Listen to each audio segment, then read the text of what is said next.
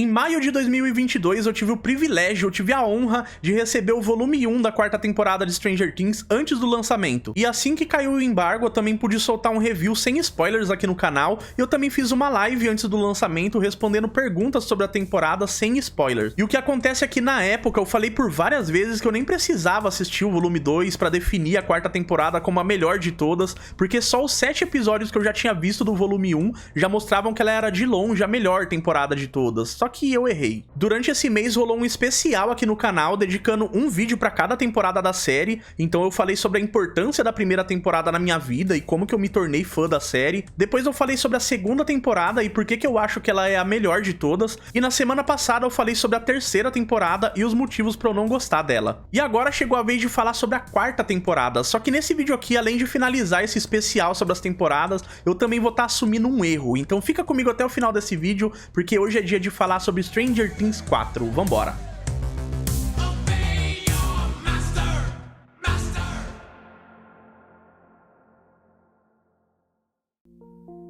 E bom, desse especial que eu tô fazendo, eu acho que esse vídeo aqui vai ser o mais diferente entre os 4, porque enquanto nos outros eu tava ou elogiando ou criticando alguma temporada, esse aqui vai ser um meio termo. De cara eu já adianto que eu gosto bastante da quarta temporada, ela é a minha segunda favorita, só que mesmo sendo sim uma temporada muito boa, eu acho que ela acabou pecando em muita coisa boba, sabe? Eu acho que ela acabou errando em muita coisa simples, que ela já tinha acertado demais antes. E pra mim um dos maiores erros dessa temporada, com certeza, foi o jeito que eles trouxeram o Hopper de volta, né? O jeito que eles trouxeram o enredo do Hopper na Rússia. Porque apesar desse enredo ter mostrado um monte de cena incrível, a desculpa que deram pro Hopper ter ficado vivo e ter sido levado pra Rússia, eu achei tão preguiçosa, porque pra quem acompanhava a série na época da terceira temporada até deve lembrar que na época o fandom tinha um monte de teoria legal sobre o retorno do Hopper. Então todo mundo ficava teorizando na época, será que o Hopper entrou no mundo invertido? Será que ele fugiu pelo portal e lá dentro do mundo invertido os russos pegaram ele e levaram ele embora? Será que ele foi teletransportado pra um outro lugar na hora que a máquina explodiu? Enfim, todo mundo ficava criando um monte de teoria sobre o retorno do Hopper, sobre como que ele devia ter sobrevivido àquela explosão. E assim, sendo bem sincero, eu acho que de todas as teorias que a gente tinha,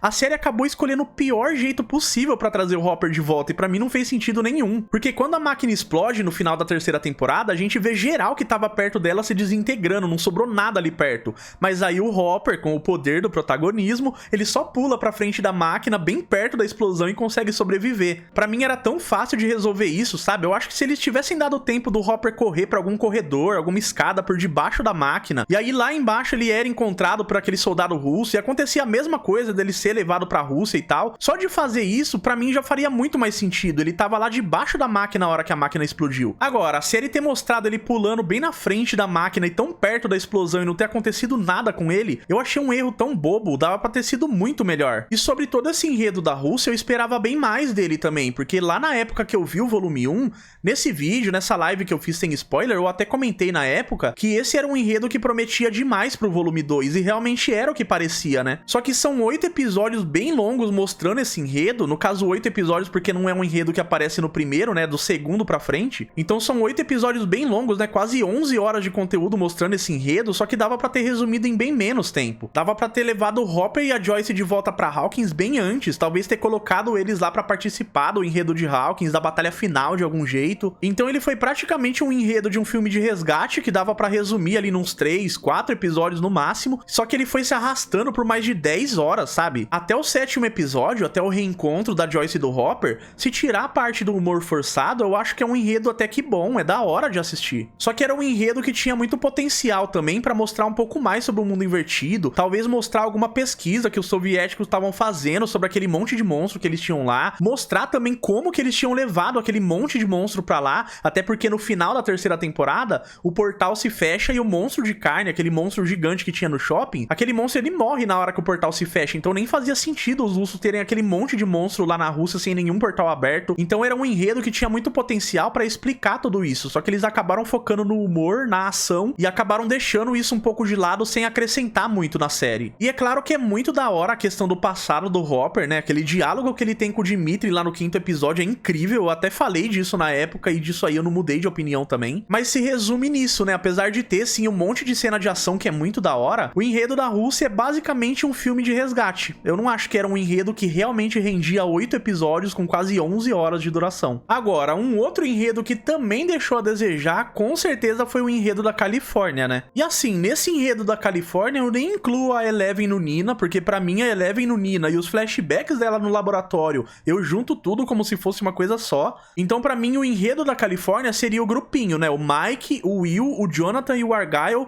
procurando pela Eleven pra resgatar ela do Nina, né? Então basicamente, esse também é outro enredo que se tirar a Eleven, pra mim vira outro filme de resgate também. Apesar da gente ter um monte de cena incrível nesse enredo também, né? Tipo a invasão na casa dos Byers, a hora que eles encontram a Eleven no Nina, que ela tá derrubando um helicóptero, a discussão do Mike com a Eleven, que também é um diálogo bem maduro entre os dois, é bem importante pro desenvolvimento dos dois. O monólogo do Mike lá no final também, que eu achei muito da hora e é muito importante também. Só que tirando uma ou outra cena pontual, tipo essas que eu mencionei, esse foi outro enredo que também não soube aproveitar bem os personagens. Sobre o Jonathan com o Argyle, eu acho que eu nem preciso falar muita coisa, foi lamentável o que fizeram com o Jonathan na quarta temporada. Sobre o Argyle, lá na época eu já até falei que eu achei uma adição bem desnecessária pra série e eu continuo tendo a mesma opinião, mas o principal pra mim, com certeza, foi o Mike e o Will, né? Porque eles têm muito potencial e a gente acaba não descobrindo quase nada novo sobre eles durante a temporada inteira. O Will, por exemplo, era a primeira vez que a gente ia ver ele sem estar envolvido diretamente no lance do mundo invertido. Na terceira temporada deram uma folga pra ele, mas ele ainda sentia a conexão dele com o mundo invertido, então sempre que tava rolando alguma coisa envolvendo o mundo invertido, ele ainda sentia. Então com a gente vendo o Will sem estar envolvido diretamente no lance do mundo invertido, ele estando longe de Hawkins, dava pra série ter adicionado mais camadas sobre ele, ter mostrado um lado dele que a gente ainda não conhecesse. Só que a série preferiu repetir a mesma coisa que a gente já sabia, que é o lance dele gostar do Mike, o lance dele ter medo de magoar o amigo dele falando a verdade. E não que isso não seja importante, né? É óbvio que isso é muito importante pro desenvolvimento do Will,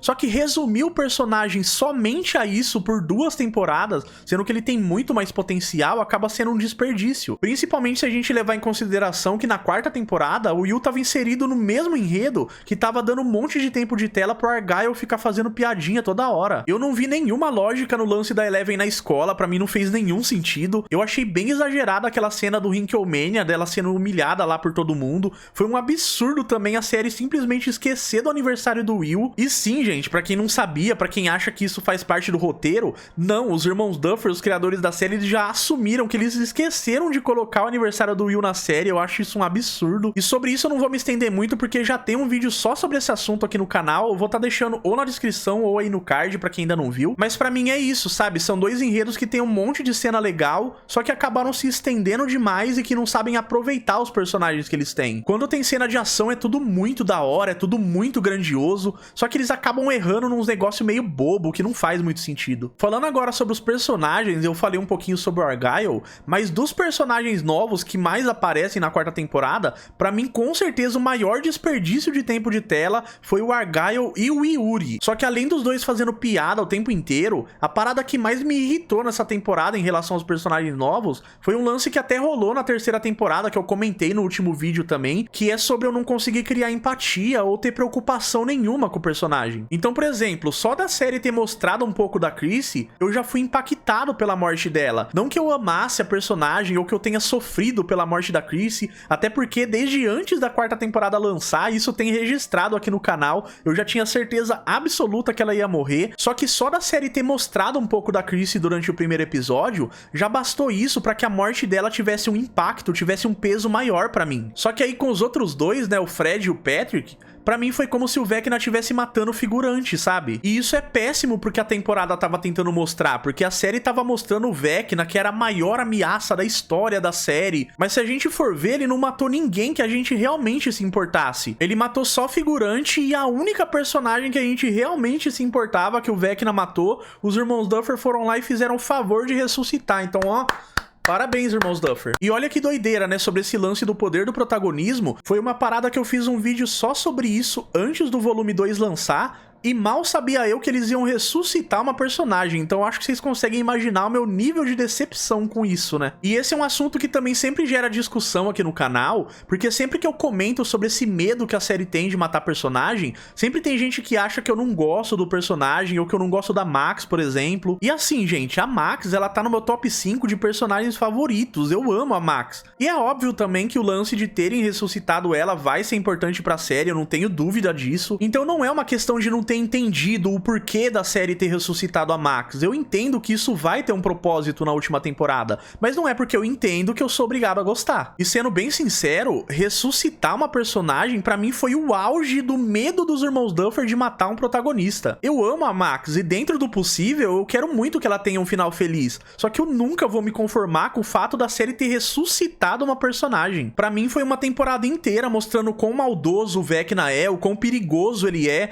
pra chegar no final da temporada e eu ficar com uma sensação tipo, eu sou o Vecna, eu sou o maior vilão da história da série, mas relaxa aí que eu só vou matar figurante, se for personagem que você gosta eu não vou matar não. Pô, mano, não dá, né? E por falar em cortar o clima, tem toda aquela polêmica sobre os 2 dias depois, que acabou cortando um monte de cena que poderia ter rolado no final da temporada, teve coisa que realmente não fez sentido com esse salto aí de 2 dias, mas sobre os 2 episódios finais, isso foi até uma coisa que eu comentei lá na época também, e que eu não mudei de opinião, eu tenho bem pouca coisa pra criticar, eu gostei bastante do final da 4ª temporada. A cena da Nancy, do Steve e da Robin enfrentando o Vecna frente a frente, o Hopper cortando o Demogorgon com a espada, a Eleven protegendo a Max lá dentro do Mind Layer, os portais se abrindo e cortando a cidade inteira com o som do relógio, mano, foi da hora demais. E eu nem sei como que a 5ª temporada vai conseguir superar isso, porque o nível ficou lá em cima agora, mas a única coisa que de novo cortou demais o clima pra mim foi todo o epílogo do pessoal lá na cabana do Hopper. Aí sim, mano, aí eu tenho bastante coisa pra reclamar. Porque assim, a Nancy tem as visões do que vai rolar em Hawkins, o Vecna mostrou pra ela o plano dele, e aí parte do plano que ele mostrou pra ela realmente aconteceu, né? Ele abriu um mega portal na cidade inteira, igual ele tinha mostrado pra ela, e a continuação desse plano que ele mostra pra Nancy seria o mundo invertido invadindo a cidade de Hawkins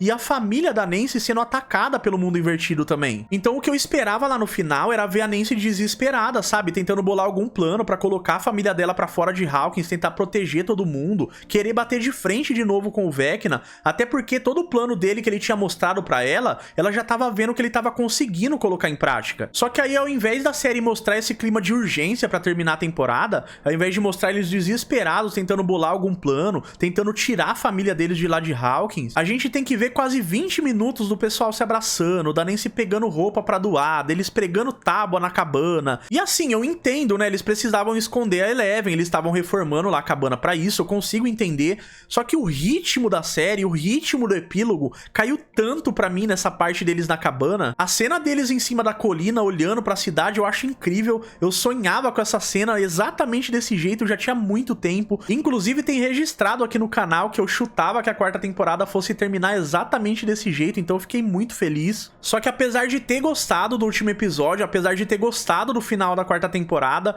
a única parte que eu não curti, que eu acho que caiu demais o ritmo, foi essa parte do epílogo, sabe? Pra mim não fez sentido nenhum ver todo mundo ali agindo naturalmente como se o mundo não tivesse acabando. E bom, lá em 2022, por ser a primeira vez que eu tava recebendo uma série antes do lançamento, eu acabei cometendo um erro aqui no canal. Como eu tinha um monte de regra pra cumprir, como eu tinha uma lista de coisa que eu não podia falar sobre a 4ª temporada, e também por tudo que tava rolando envolvendo meu trabalho, eu tava muito feliz, porque era a primeira vez que eu tava recebendo uma série antes do lançamento, então por tudo isso que tava rolando, eu acabei deixando a minha empolgação falar mais alto, eu acabei falando muita coisa sobre a 4ª temporada que logo depois eu já me arrependi. E foi aí que eu errei, porque mudar de opinião sobre alguma coisa é totalmente normal, né? Principalmente quando a gente tá falando de uma série com horas e horas de duração, então conforme você vai revendo, é normal você mudar de opinião sobre alguma coisa. Só que como criador de conteúdo e como alguém que tava falando na época pra milhares de pessoas e tendo o privilégio de poder resumir pra vocês sem spoilers como que tava a temporada que vocês iam assistir, eu tinha que ter sido sim mais responsável, sabe? Eu tinha que ter deixado a minha empolgação de lado, eu não podia falar nenhum spoiler, mas eu podia sim ter ponderado um pouco mais, pensado um pouco mais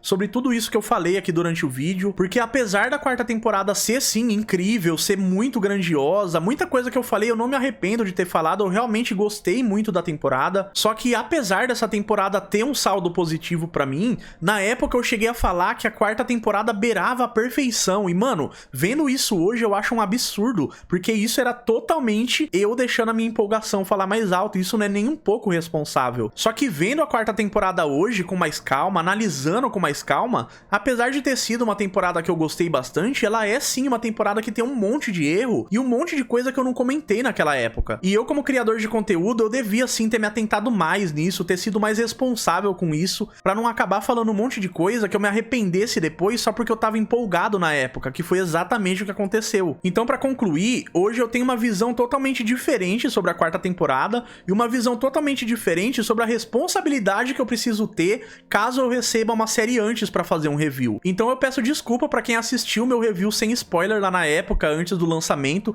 e eu prometo pra vocês que eu vou ser muito mais responsável caso eu tenha esse privilégio de novo de receber uma série antes do lançamento pra fazer um review. E agora é hora de ver quem realmente assistiu o vídeo até o final, hein? Eu quero que vocês comentem aí embaixo como que fica o top 4 de vocês sobre as temporadas de ST. O meu top 4 tem a segunda temporada em primeiro lugar, ela é a minha favorita, depois vem a quarta temporada, em terceiro vem a primeira temporada e por último a terceira. Então não deixem de comentar aí que eu quero muito saber como é que fica o top 4 de vocês. E antes de sair do vídeo, não esquece de deixar o like aí embaixo que com certeza me ajuda demais, e não esquece também de conferir sua inscrição aqui no canal. Tem muita gente que assiste os vídeos e que não é inscrito, então já confere aí se você tá inscrito e se o sininho tá ativado também, pra você não perder nada. E não esquece também de me seguir lá no Instagram e no Twitter, é tudo @portalinsidebr, o link tá tudo aí embaixo na descrição, e por lá tá rolando uma cobertura completa sobre a quinta e última temporada de ST. Se você quiser apoiar o meu trabalho, você também pode se tornar um membro aqui do canal. Se tornando um membro, além de apoiar o meu trabalho, você também libera benefícios exclusivos, e pra saber mais, é só clicar no botão Seja Membro ou no primeiro link aí embaixo da descrição. Valeu demais a todo mundo que assistiu o vídeo até aqui, e não deixem de comentar, hein? Quero saber qual que é o top 4 de vocês das temporadas de ST. Espero vocês aqui na próxima semana com mais um vídeo. Forte abraço pra vocês e até mais.